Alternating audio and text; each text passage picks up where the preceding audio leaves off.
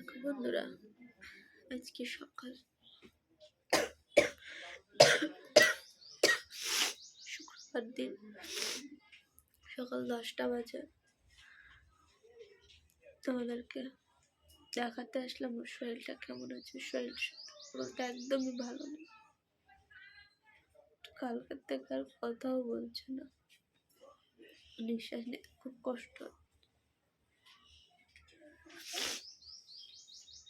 এত কষ্ট দেখা যায় না, আমি নিজের চোখে দেখলাম তো। এত কষ্ট সত্যি আর দেখা যায় না। মানুষটা যে পরিমাণে কষ্ট পেল বা পাচ্ছে, ভগবান কি করছে আমি জানি না। আমি এখন নিজে ভগবানকে বলছি, ওকে এত কষ্ট থেকে মুক্তি দাও। নিতে পারছে না ভগবান, পাচ্ছে না নিতে। এত কষ্ট পাচ্ছে মানুষ, এত কষ্ট পেতে।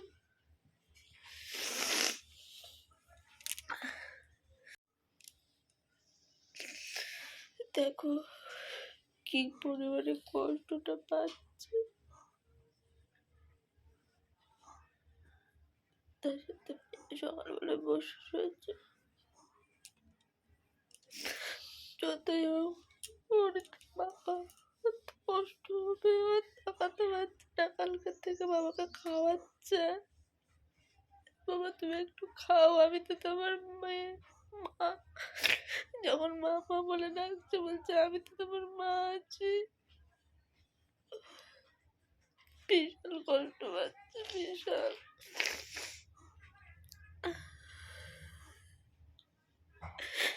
আর এই পরিস্থিতিতে দাঁড়িয়ে ওর বাবা মা কেউ ওর পাশে। কতটা কষ্ট পাচ্ছে আমি জানি, আমার কিচ্ছু করার নেই।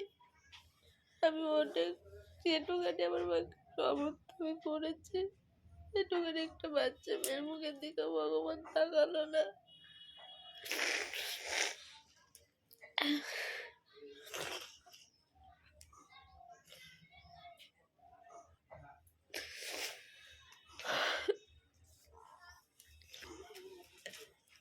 কত পাপ করেছিলাম আমরা, আমি জানি না।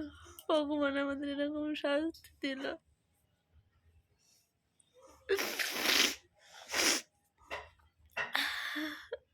একটুখানি বাচ্চাও কি পাপ করেছিল যে এত শাস্তি পাচ্ছে। চোখের সামনে বাবাকে দেখলো, ওর বাবাকে খাওয়ানো, জল খাওয়ানো, সমস্ত কিছু ও করেছে। আমি পারিনি। ছাদে গেছি জামা কাপড় মেলতে, ধুয়ে কাচতে, আমার মেয়ে করেছে সেইগুলো।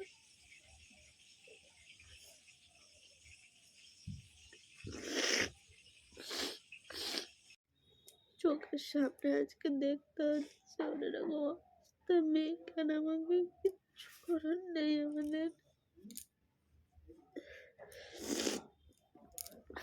তোমরা অনেকেই বলেছে ওর জন্য পুজো করতে, গীতা পাঠ করতে। আমি চেষ্টা করেছি আজকে একটু অন্য ভগবানের চরণে একটু গীতা পাঠ করানোর ব্যবস্থা করেছি। একজনকে বলেছি হয়তো বিকেলে আসবে।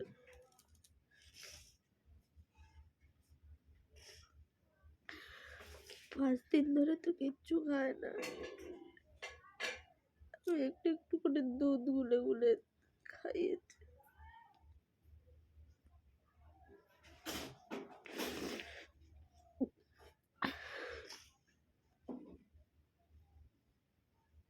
চোখের সামনে কি হয়ে গেল।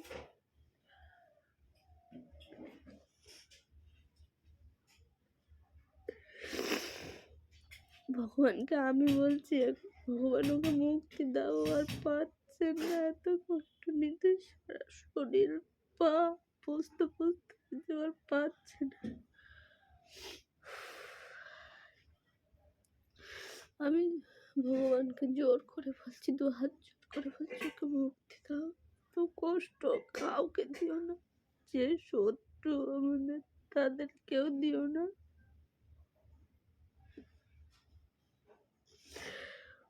ও বলে পেরেছে এই কয়দিন লড়াই করতে, অন্য কেউ।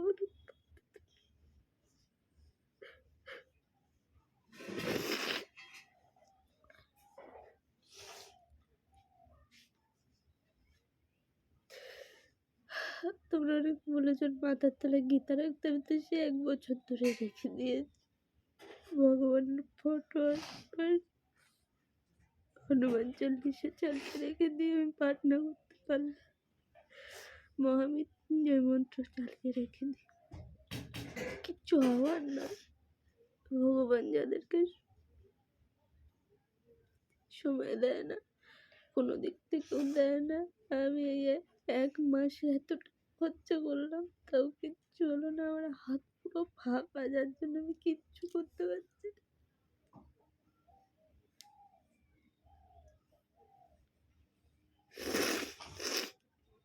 কিচ্ছু করতে পারিনি। আর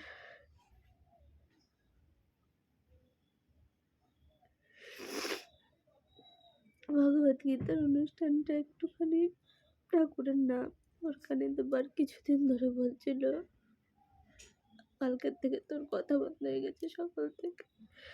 তার আগের দিন মনে হয় 2 দিন 3-4 দিন আগে আমাকে বলছে, মা কালী আসবে তো, মায়ের পুজো হবে তো।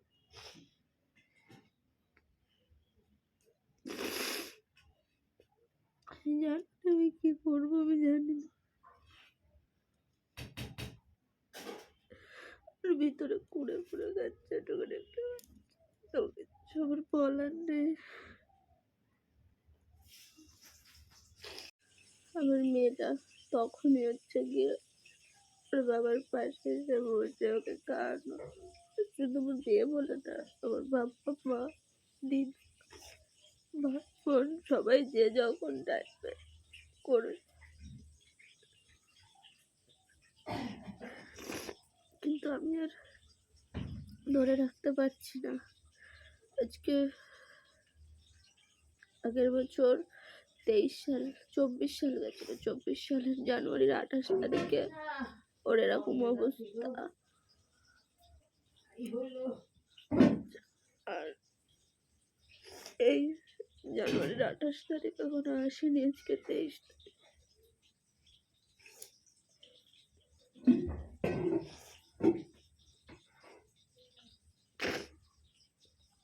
একটা বছর লড়াই, মরণ বাঁচনের লড়াই।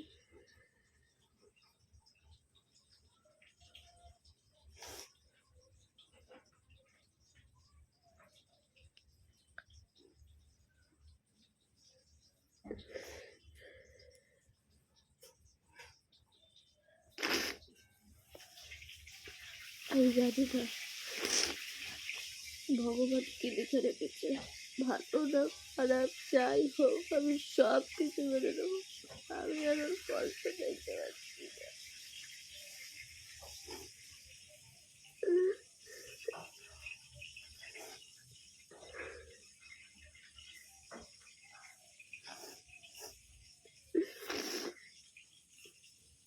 একটা বছর ধরে আমরা কষ্ট করে গেছি, তার মধ্যে কত কিছু ঘটে গেছে।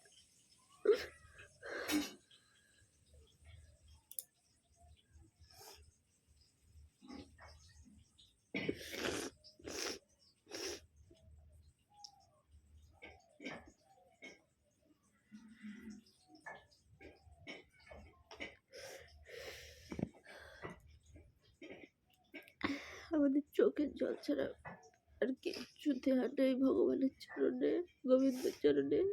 শুধু চোখের জলটুকুই দেওয়ার আছে। চেষ্টা করেছি, আমি আর পারিনি। অনেক চেষ্টা করেছি, মানুষের অনেক কটু কথা শুনেছি, তাও স্বামীকে পাশে রেখে স্বামীর জন্য লড়াই করেছি। অনেকে খারাপ কমেন্ট করেছে, রিপ্লাই দিইনি। আমি জানতাম আমি নিজে কতটা সত্যি, আমি আর পারছি না।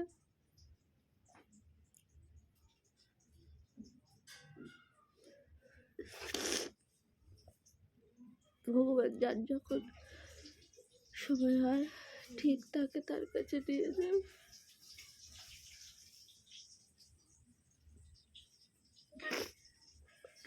একটা বাচ্চা, আমি চেয়েছিলাম অসুস্থ হোক বা না হোক এরকম ভাবে থাকুক, আমাদের সাথে থাকুক, তবু তো বলতে পারবো যে ও আছে, মেয়ে বলবো ওর বাবা আছে। কিন্তু আমাদের সাথে যা হলো খুব অন্যায় হলো, ভগবান আমাদের সাথে খুব অন্যায় করলো।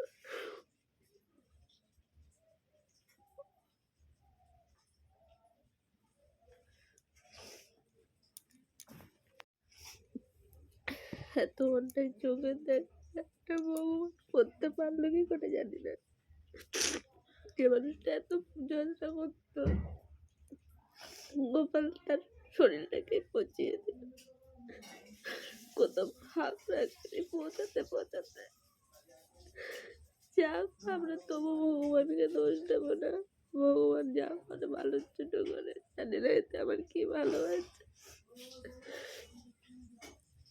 তবুও বলবো যা করে মঙ্গলের জন্য করে। ও ছোট মানুষ, ওকে বোঝানোর ক্ষমতা আমার নেই, তবুও বোঝাবো। বাবা যে কাজগুলো করতে চেয়েছিল সেগুলো তুমি করো। বাবার ইচ্ছা ছিল মায়ের পুজো করবে সারা বছর, সারা জীবন যতদিন থাকবে। তুমি সেটা করো, বড় হয়ে মায়ের মন্দির করার ইচ্ছা ছিল সেটা করো। 2-3 দিন আগে আমাকে বলেছে মা কালীকে নিয়ে এসো না, পুজো করো। আমি পারিনি। আর এখন খুবই কষ্ট পাচ্ছে। ভগবানকে শুধু একটুখানি বলবো, ভগবান এরকম কষ্ট, এরকম নৃশংস মৃত্যু কাউকে তুমি দিও না। ওর যা কষ্ট পেলো তার থেকে একবারে মৃত্যুদণ্ড অনেক শান্তির, অনেক। সারা শরীর পচিয়ে দিয়ে তুমি তোমার ভক্তকে এত কষ্ট দিও না। ও নিতে পেরেছে, সবাই নিতে পারবে না। ওর মধ্যে সেই ভগবানের প্রতি ভক্তি ছিল, যেমন স্বয়ং রামপ্রসাদ, রামকৃষ্ণ, সেও তো মায়ের সন্তান হয়ে তাও সে হচ্ছে কি অনেক পাপগুলো নিজের মধ্যে নিয়েছে। তো আমিও ওকে ওটা বলেই সান্ত্বনা দিই, তুমি নিজে ভালো ছিলে, তোমার বাবা মাকে তুমি ভালোবেসেছো, ওরা ভালোবাসতে পারেনি, ওরা বুঝতেও চায়নি তোমাকে। তো তার জন্য তোমার কোনো অন্যায় নেই, তুমি যেটা করেছো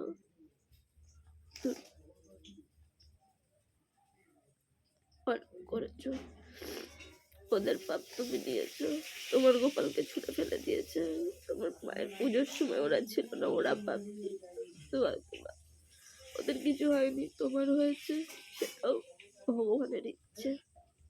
তো যাই হোক বন্ধুরা, আমি আর কিছু কথা বাড়াচ্ছি না। আমি যদি বিকেলে ভগবত পাঠ দিই, ওর শরীর কেমন থাকে আমি চেষ্টা করবো জানানোর। ভগবত পাঠের কিছুটা তোমাদেরকে শেয়ার করব। আমি এখানে ভিডিওটা এন্ড করছি। আমার মন মানসিকতা আর ভালো নেই।